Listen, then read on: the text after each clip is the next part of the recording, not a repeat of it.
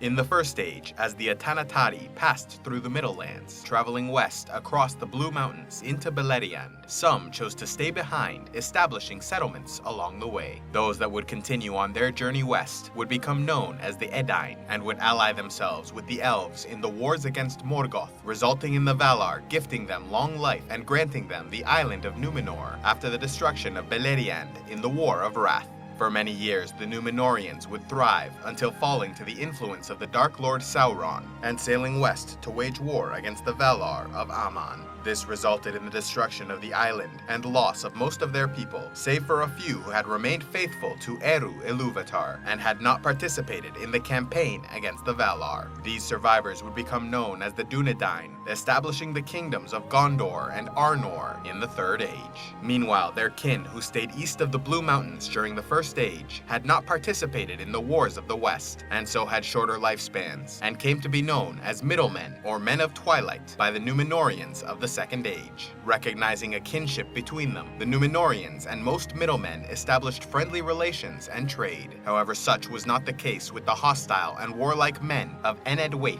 and Minhirith in southern Eriador. For while most middlemen descended from the houses of Beor and Marak, these people were related to the House of Haleth and spoke a language not recognized by the men of Numenor, and so despite their ancestry, they were not considered to be among the kin of the Edain, leading to hostile relations between them for thousands of years. Early on in the Third Age, the middlemen who resided in northern Rhovanion came to be known as Northmen or Freemen of the North, establishing a number of settlements including the Kingdom of Rhovanion, which rose to become the most prominent and important nation of the Northmen. They also continued the tradition of friendship and alliance with Gondor, even fighting alongside them in the wars against the Easterlings of Rhûn, who were a constant threat to Rhovanion and the West. In the year 1248 of the Third Age, after a great victory against the Easterlings, pushing them back beyond even the Sea of Rhûn, Gondor and Rhovanion agreed to draw the border at the Anduin River, granting all eastern lands to the Northmen. Yet centuries later, after a great plague devastated the north, the Easterling tribes returned, united as a confederation known as Wainriders, waging a terrible war of conquest against the Kingdom of Rhovanion, destroying their nation and enslaving their people.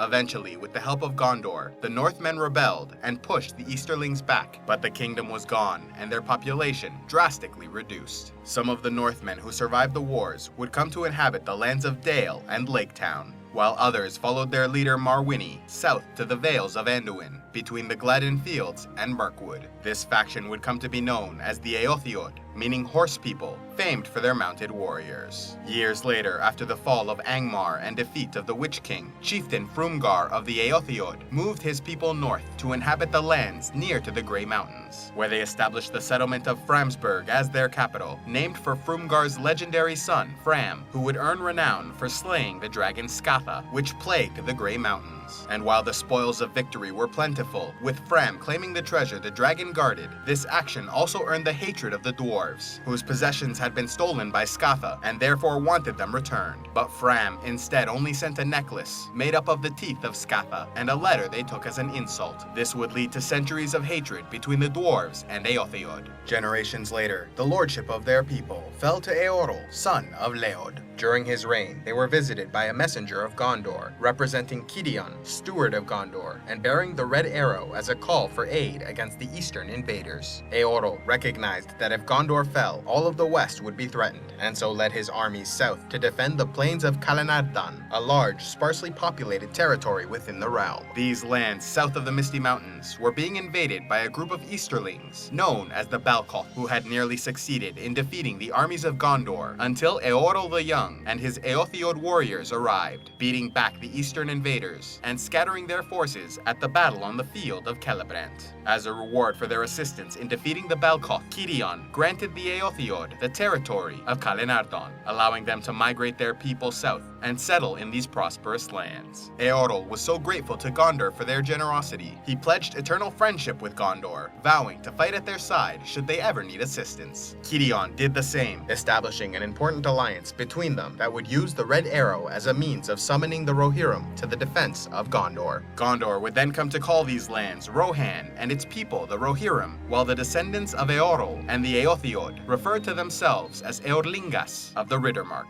The people of Rohan were known known to speak Rohirric, a language similar to Aduniac, the language of the Edain. The hobbits of the Shire also shared some language similarities with Rohirric, since they once lived near the Anduin, close to the ancestors of the Rohirrim, and so influenced each other's cultures and language, with even the term hobbit derived from the Rohirric Holbitla, meaning hole builder. Important areas within the borders of Rohan would come to include their capital of Edoras and the city of Aldburg, the Gap of Rohan separating the Misty Mountains from the White Mountains, the refuge of Dunharrow, the fortress of the Hornburg, and the larger fortifications of Helm's Deep in the White Mountains. A special thanks to all those who contribute to Civilization X, like Oren Bao, the Ice Eye, Mevel, Andorra Farsight, and Zack of All Trades Trials of the Snowy Sword Brotherhood.